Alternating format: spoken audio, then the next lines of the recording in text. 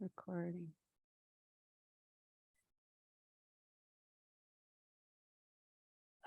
Awesome. Hello, people. So nice to see you. This is our last time together. I hope you're not too sad. Don't cry.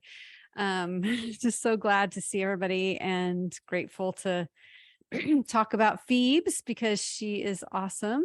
And I wrote a whole book about her. So I actually really, really love her. And I'll show you a picture of that book in just a second. But that was one of the things that was fun about writing the most misunderstood women of the Bible, because I knew I was going to do her because I'd already done such extensive research on her. I am not a historical writer.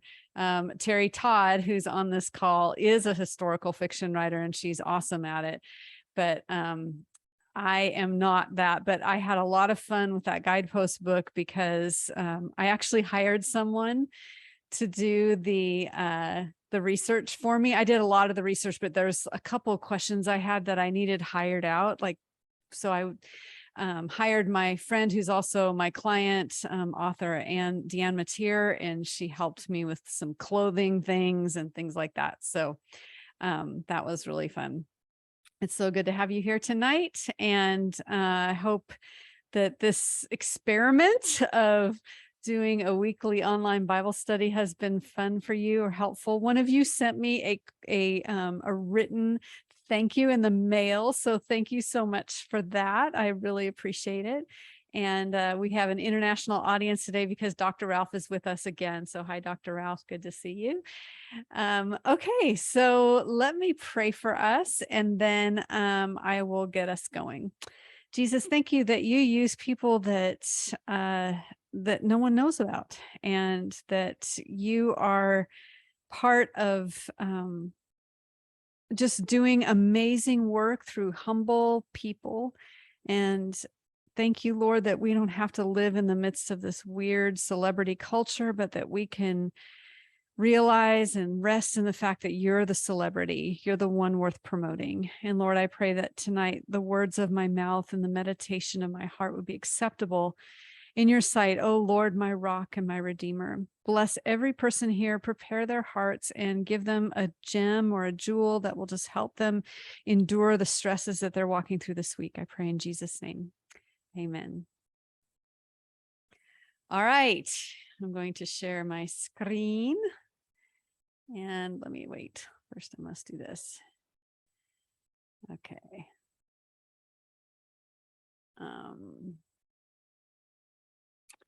That's not working. Let's try again. Oh, Zoom, you vixen, you. Here we go. Yay. All right. So we've got Phoebes here, and Kristen, nod your head if, or I can't see Kristen's face. Somebody nod your head if you're seeing the screen. Yes. Okay. Thank you. That's awesome. Okay. So we're looking at Phoebe, and this is the painting that I painted for her. And I actually had to do something like this when I was researching her life, because I needed to just physically see what kind of journey she had to go on. And you see where she started in Corinth, and that she had to traverse land in order to get to a port city. And then she had to be on this very long voyage around the boot of Italy and then come in midway up the boot and then the land there and then walk all the way up to Rome, which is toward the top of the boot. So you have to remember that she didn't have an Uber. She didn't have normal transportation like we have. And so this was a very dangerous journey, and full of lots of obstacles and things that would be very frightening for a woman during that time to undertake on her own. Now, most scholars believe that she's the one that took the book of Romans to Rome. Some dissent on that, but the scriptural evidence in Romans 16 is pretty clear. Whenever Paul is asking someone to take a book, he commends them at the very end of the book. And so pretty strong scriptural evidence that she is the one that carried or ported the book of Rome to Book of Romans to Rome. All right, so I found some pictures, and interestingly enough, she's really famous in the iconography. And so you'll see her in these kind of icon pictures. Saint Phoebe the Deaconess by Anna Edelman. She looks a little somber, but there she is. She's got her scroll. She's got her Book of Romans with her, and this little cross thing. Again, we see another saint or kind of an icon look. And you see she's holding the scroll there of the Book of Romans. And she looks wealthy in this picture, and we learn that she is probably wealthy. And here we have her again. She's holding a cross. She's called a saint. I don't know who made this icon, but it's well done. And then fairly recently, about 2 years ago, on October 20th, 2020, Jennifer Powell McNutt and Amy Beveridge Peeler wrote this in Christianity Today. Paul's most beloved letter was entrusted to a woman. And so it just is interesting to hear that this is a pretty widespread belief. And then here's my book that I wrote. This is called A Perilous Journey. It's from the Ordinary Women of the Bible series from Guidepost. You can still buy it. It's actually a hardback. I think it's my only hardback book. And I tell her story in narrative form. So if you're kind of fascinated by this story, I take, as a novelist, I was able to think through and ask a lot of what if questions, which is what is so fun about narrative writing, is that you can ask those what if questions. What would it be like? What kind of boat would she be on? Would she be afraid? Would there be, during that time of year, would there be storms? Would it be scary? Would her feet hurt? Would she be afraid of bandits? Where would she stay? What would she eat? All those kinds of questions get answered as best as I can in the narrative. So there's that. And then this is kind of funny. I did a query on New Testament Phoebe in art, and the first thing that came up was my download from my Etsy shop. So I was like, hey, I've made it. And then right next to it, though, is Phoebe from Friends and her really weird painting that she had that everyone was freaked out about. So and then apparently there's like a bird print and all sorts of other things. So anyway, I've made it. I made it to the first on Google, so I've arrived. Okay, so Romans 16, again, scripture is meant to be read in community. And so I'm going to read this passage to you. I commend to you our sister Phoebe, who is a deacon in the church in Centrea. Welcome her in the Lord as one who is worthy of honor among God's people. Help her in whatever she needs, for she has been helpful to many, and especially to me. Give my greetings to Priscilla and Aquila, my co-workers in the ministry of Christ Jesus. In fact, they once risked their lives for me. I am thankful to them, and so are all the Gentile churches. Also give my greetings to the church that meets in their home. Now, this is likely where Phoebe was headed. So she was likely headed to Priscilla and Aquila, to the church that meets in their home. And this letter was written for that particular church and that particular time.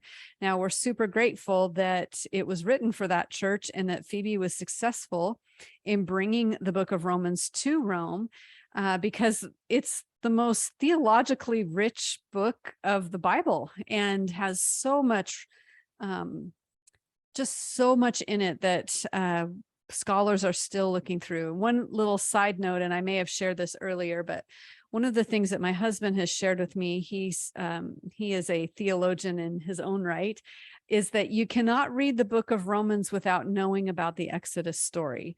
So next time you read the book of Romans, read it with the Exodus story in mind and start to make connections between the Exodus and Paul's language. There is a lot of reference back, and there's a lot of freedom and set free from slavery. All those kinds of metaphors are really rich, and if you don't know the Exodus, you won't catch it.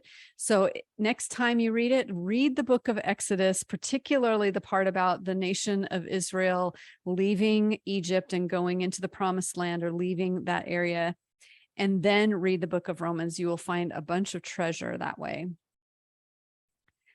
All right, so there's 5 words to describe Phoebe. The first one is she is a traveler. She is unafraid, even though it was not really heard of in ancient Rome to have women travel by themselves. And we don't know, she may have had an entourage. It doesn't mention that, but most likely, because travel was so expensive, she probably traveled alone. And she was willing to, as I showed on that map, she was willing to go to places she's probably never been before, in order to deliver this message. She is also a translator. And so what I mean by that, it's not that she translated the book, but that most likely the book, the letter, was written on a scroll, and she would have brought it to Rome and then read it to the people who would receive it. But there is high likelihood that, and this is in the book as well, is that she memorized that book. She memorized the letter. And not only that, but she would have had to know the inflections of Paul. So she would have had to spend a lot of time with Paul to know what parts he would raise his voice at, what parts he would be quiet at, what parts he would whisper, what parts he would become animated at. People that brought letters from people to another area in the ancient world were also kind of like actors. So they had to almost perform the letter. So not only does she probably memorize it, but she knows every inflection, and she wants to faithfully preserve the tone in which Paul wrote the letter. Now, you and I know that it is very, very hard to convey tone over text, correct? Raise your hand if that's true. I mean, how many of you have ever received a text and it sounds really snotty, but the person didn't mean it that way? Because it's so hard to convey tone. And so it was the same in the ancient world. They didn't have texting, but they had this letter, but it was a bit lifeless in the sense of it's hard to know what Paul's heart is unless it's been translated for you. So Phoebe is not just a traveler, but a translator, one who knows that book like the back of her hand, who has taken it to heart and has now translated it for the book, for the people in Rome. She is also described by Paul as a sister, and it's really interesting to look at the Greek in this particular passage, because he doesn't say my sister, he says our sister. And that is really profound, because when you say my sister, it's not, it removes her from community. But what he's trying to say here is, when she goes to see you and she's holding this letter in her hand, she is your sister. She is our sister. She is part of our community. And we in the West, we lose sight of a lot of that, that communal language. We just like jump right over the word our and just think, yeah. But it's actually incredibly significant, because what Paul is saying is you must welcome her. She is part of us. She is part of the body of Christ. This is also known, this terminology, when Paul uses sister or brother, mother, when he's talking about the church, it's called a fictive kinship. And so you can see the word fictive has the root of fiction, so it's untrue. And then kinship is this like binding together of family. And so it's basically means to regard as family someone who's unrelated to you by blood or marriage. And so those of you who have ever experienced, maybe you've had a rough family, and that's what my experience was growing up. So when I met Jesus and I became part of the church became my fictive kinship. I was the sister in that church, and I desperately was longing for mothers and brothers and uncles and aunts and grandmothers in the church, and would often kind of, gravitate toward folks like that. So that's just an important thing to remember. She is also a deaconess. The word here is diakonos. And this is has a lot of different meanings to it. It can mean servant or deacon, where you can kind of hear the phraseology in the Greek there, or minister. And this is basically a word given to describe someone in Christian leadership. And so Phoebe is described as someone who has a position of leadership within her church in Centuria. And she has that kind of heart to minister and to be a shepherd of other people. So that, and this is even more interesting, she is a prostasis. She is a patron.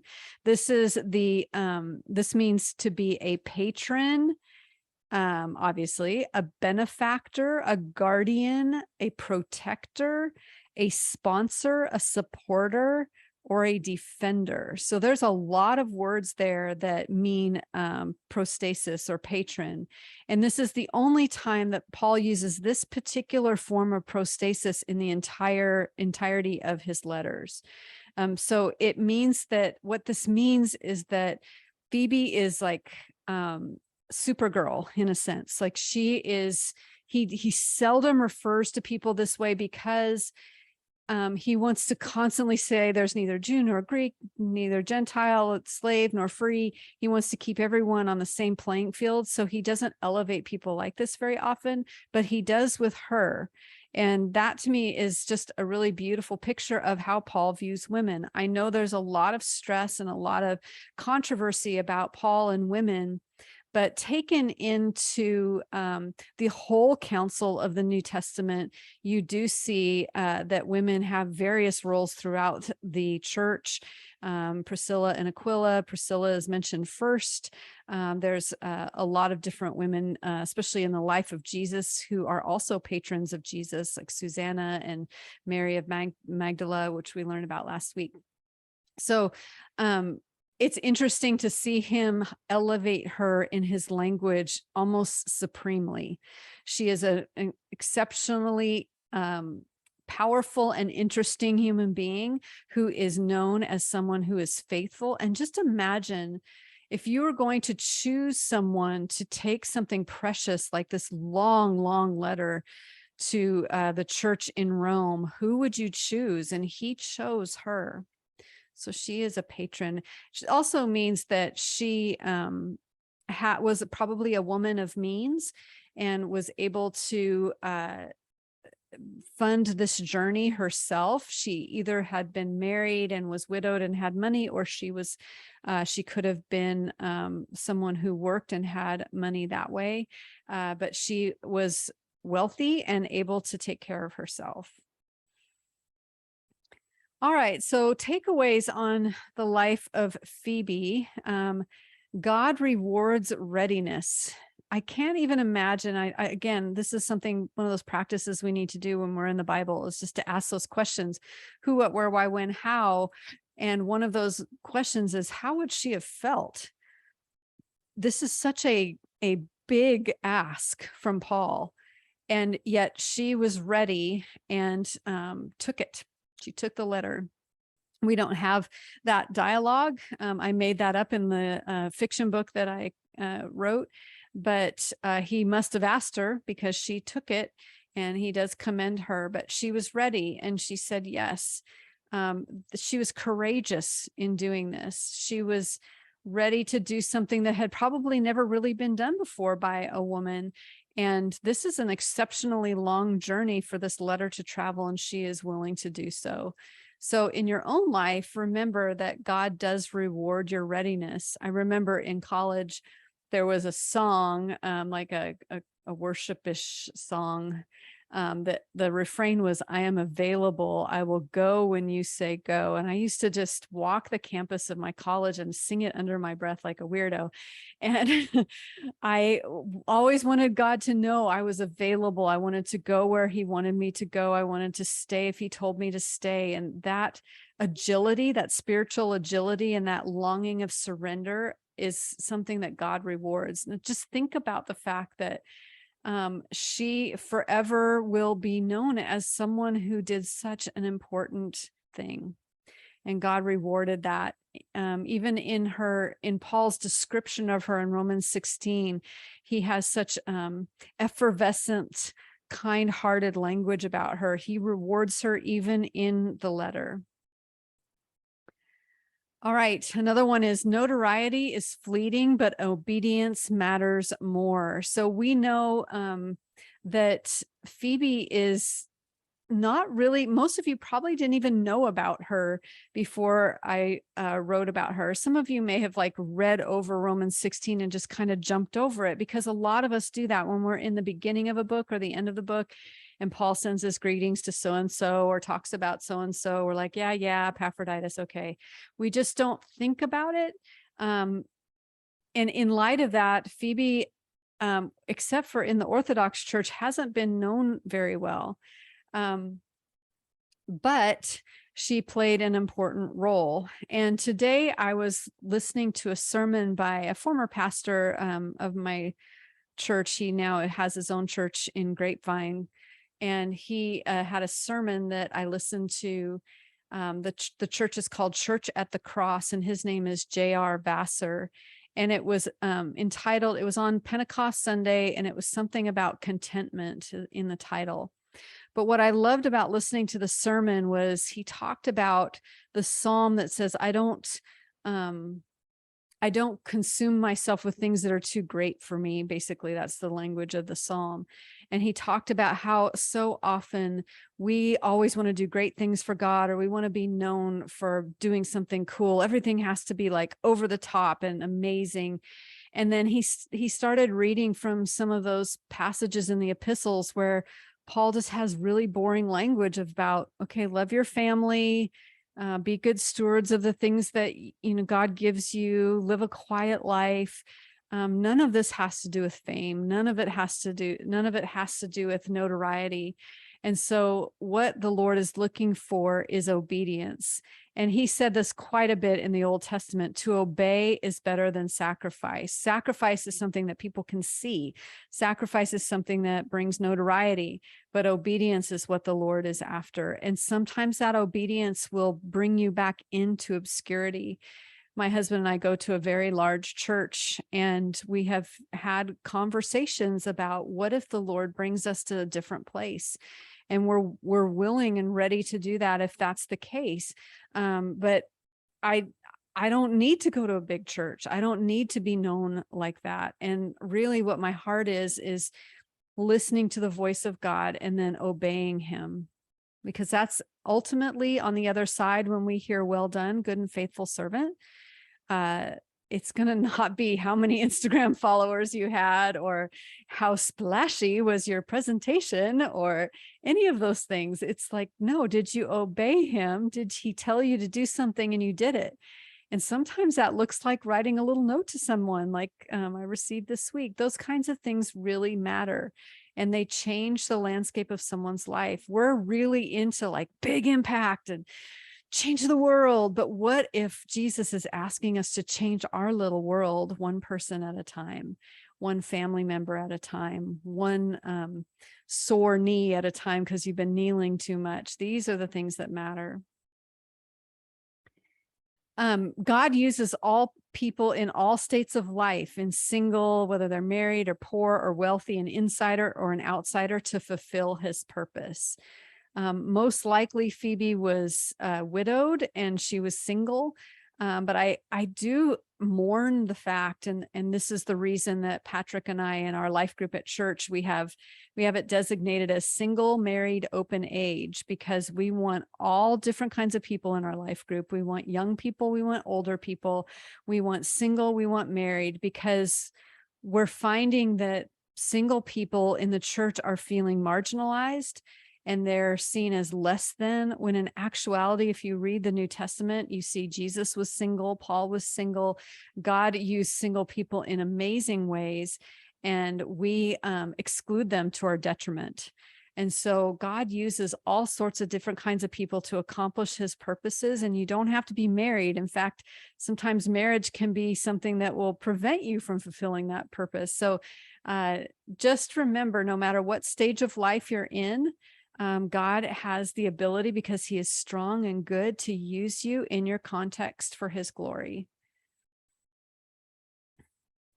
Another one is the beauty of knowing a passage so well you could teach it to someone who has never heard it. So that's really important. So we think about Phoebe and knowing the book of Romans, which was the letter of Romans to Romans, that she most likely memorized. And I'll just say this: in college, when I sang those songs about being available to the Lord, I also memorized a lot of scripture. I was inspired by Elizabeth Elliot, and I heard she memorized scripture and memorized Greek words and things like that. So I was going to be Elizabeth Elliot number 2, which I'm not, but I then memorized scripture. So now when I teach, it just comes out of me. And it is such a fun blessing to have that recall in my mind, that when I'm teaching, I'll just remember something, or it will spark one of those passages that I've memorized. And the more I contemplate those scriptures that I've memorized, the more I'm able to teach them and to internalize them and have them kind of work on me. So maybe one of your goals in 2023, when it comes around in January, is to memorize a short book of the Bible or a chapter of the Bible, just so that you have it within you and it can have its way in your heart. Risk plus faith equals a world changed. And so definitely this is a hard thing, but it is a good thing. I think a lot of us in life, and I'm just going to confess it out loud, I tend to, the older I get, I want to mitigate change. I want to mitigate any sort of conflict or pain. I just kind of want to legislate it out of my life or avoid it. But I don't think that's what the Lord would have for me. I think he would rather me continue to take risks for the kingdom and do hard things as he asks me to, not just for the sake of doing hard things, but because he's asked me to, because there's not going to be a lot of change if I constantly avoid pain. And if I look back on my life of the times that I grew the most, it was in those times of transition and pain. And oh my goodness, I'm moving to France with your family. That was full of heartache and so much pain, but so much growth and so much theological depth and so much resilience and so much ability to walk through trauma and get through to the other side because of that pain. And so super important to remember that it's okay to recognize that as you get older, you want to kind of push away anything that's hard, but to kind of push through that and say, you know what, Lord, I still want to be available to you. I still want to take a risk. Dr. Ralph really does this well. He is one of the most encouraging people in my life, and he will often send me an email that he just has heard something from the Lord, and he sends it to me, and it's always like really spot on. And he's taking a risk by doing that, but it's very encouraging. So I think maybe sometimes we think taking a risk is really awkward. Like there was a moment where I asked a guy at my church, 'cause sometimes I'll walk through the church, it's really big, and the Lord will say, go pray for that person. And I walked up to this man and said, can I pray for you? And he said, no. So there is a risk. You might get rejected. It might be awkward, but most of the time when I've done that, people have been accepting of that and have wanted to be prayed for. So, and then you feel so great afterwards. Like there's this extra joy that you get from obeying the Lord and doing something risky. So yes, risk with faith equals a world change. So the theme of this whole Bible study and the book that I wrote is one of my life verses from 1 Corinthians 1, 26 through 28. Remember, dear brothers and sisters, that few of you were wise in the world's eyes, or powerful, or wealthy when God called you. Instead, God chose things the world considers foolish in order to shame those who think they are wise. And he chose the things that are powerless to shame those who are powerful. God chose things despised by the world, things counted as nothing at all, and used them to bring to nothing what the world considers important. So God is after the broken. He's after the small. He uses the people who know they have a need for him rather than the people who are elevated or puffed up or full of pride, thinking that God's lucky to have them. Two different ways of looking at things. Humility is more important. Pride comes before a fall. And God lifts up the humble in due time. And so it's important that we stay in that humble place, because then God does powerful work in our weakness. He's not after us to be perfect. He's not looking for these perfect specimens. He's looking for broken people who know they have a need for him. And so that's really kind of the theme of the whole book, as these women who were often counted as nothing at all, but God looked down from heaven and saw them and used them and did great deliverance through them. I'm thinking of Rahab, and she really had an important role to play. Thinking of Eve and just all the heartache that she walked through, and Hagar, the one who is in the wilderness twice, and God sees her and takes care of her. I think of Naomi and her grief and her journey of grief, and yet God rewards her by giving her a child through her Moabite daughter-in-law. How beautiful is that? And I think of poor Bathsheba and just the pain that she went through, and all that was taken from her, and yet she ends up sitting on a throne later. And beloved by her son Solomon. And I think of Tamar, Tamar 2, and the fact that her brother named his child after her, and that there was something in her that was like the date palm, who starts off small and on the ground and then blossoms later. Think about the Proverbs 31 woman, and how that represents someone who works consistently throughout time, and that she's not necessarily someone that we have to, use to-do lists to follow her, but that she is the personification of wisdom. And so if you want to see what wisdom is worked out, you can look at the P31 woman. And then Mary of Magdala, who was a faithful follower of Jesus Christ, who was misunderstood even by popes, but she followed after Jesus and supported him and was the first witness to the resurrection. Then, of course, Phoebe, and all of the, just the fact that we have the book of Romans today that we can talk through, and how important that book is. And so I just want to thank you for hanging with me all these 10 weeks. I'm really surprised that you did. Super grateful. And I want to open it up for questions. So I'll stop my share, and we'll let Kristen see if there's questions or comments to go listen to, answer. I am not seeing any on Facebook, but on the Zoom, Margot says, I appreciate you having this Bible study over the summer month. So helpful and informative. Thanks, Mary. Oh, you're welcome. Thank you. Terry asks, just curious about whether that root word for patron is the same for prosthetic. Like prosthetic, I would think that it has that same PROS in it. So that means for, or like right or good. So I would imagine that, yes, especially in the Latin root, that there would be similar. Dr. Ralph said patron derived from the Latin pater, meaning father. Yes. Yeah, so the English writers who translated this was the New Living Translation, took the word prostasis and translated it to patron. But there's so many different words that could have been used, which is why my husband says you should just read the New Testament in Greek. Like, okay, sure. So yeah, there's a lot of different ways that it can be translated, but it can mean patron. Dr. Ralph also says, love that quote about risk and faith, world change, and he may use it with attribution to Mary, you, Oh, on thank you for Facebook. attributing. And Terry said, thanks for doing this. You're welcome, Terry. Thanks for coming. Lucille says, Mary, your teachings are fantastic. I would have skipped over Phoebe, not understanding her contributions and sharing the teachings.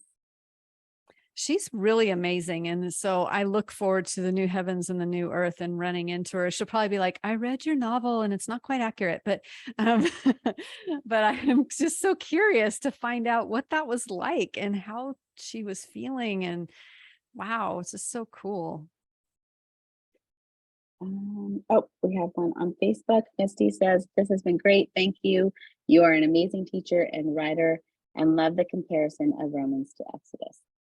Yes. And I'll give all the credit to my husband for that. And when he told me that, it changed the way I looked at the book of Romans forever. So I think it's a great thing to look at. Patty says, this has been so wonderful. I love your teaching styles. Any chance you will do another Bible study? Yes. So this was an experiment, and thanks to Kristen for helping me with this. But yes, this will be something I do in the future. And I think it will be really fun. I most likely will do one on my next book, Love, Pray, Listen, and that's for parents of adult kids. I don't know exactly how I would frame it or create it, but I have thought about that and doing this kind of similar format. That book releases in September, and I will be in Switzerland for most of the month of October. So it may be maybe a little later until I start. By the way, come to Switzerland. I know Patty Lee has been there, so she has done it, but I have a writer's intensive 2 different weeks in Bertigny, Switzerland. And it is at a YWAM base right outside of Geneva. And it's amazing. And God does all these healing miracles while we're there. So it's really cool. And I'm trying to get Kristen to come too. She's got too many kids right now, but too many kids that need her. Soon I'll come. Yep, she will come. She will come. Missy says she can't wait for Switzerland. I'm so excited she's coming again. That's going to be great. All right. Well, let me pray for you people. And thank you so much for hanging with me on this. And let me pray us out. Jesus, thank you so much for all these beautiful women in the New Testament and the Old Testament who were just loved by you. And we just gain so much hope and so much joy in learning about their lives. And we thank you that they're not unknown, they're not uncovered, that you highlighted them in scripture and you found them to be valuable and beautiful. And so, Lord, in light of that, we just pray that you would help us to have the kind of faith that trusts you for bigger things, not in a big magnanimous splash, but in a big thing of obedience, of trusting you for what is next and walking into the spaces that you have for us. We are wanted to spend this last little moment worshiping you and praising you for your greatness, thanking you for dying on a cross for us, raising again to life and setting us free, sending the Holy Spirit into us that we could be the very temple of God that we read about in the Old Testament has been fulfilled in our lives. It's just so beautiful. You will never leave us. You will never forsake us. And we thank you for that in Jesus' name. Amen. Thanks, everybody. I so appreciate you. I hope you have an amazing week, and hopefully I'll let you know if I do another one, and I'll invite you all. How's that? Is that good? Yeah. Give me a thumbs up. Awesome. All right. Everybody have a great night. And thanks, Kristen, for your help. And hope you all sleep well, except I think Dr. Ralph is awake now for the rest of the day, but the rest of you sleep well.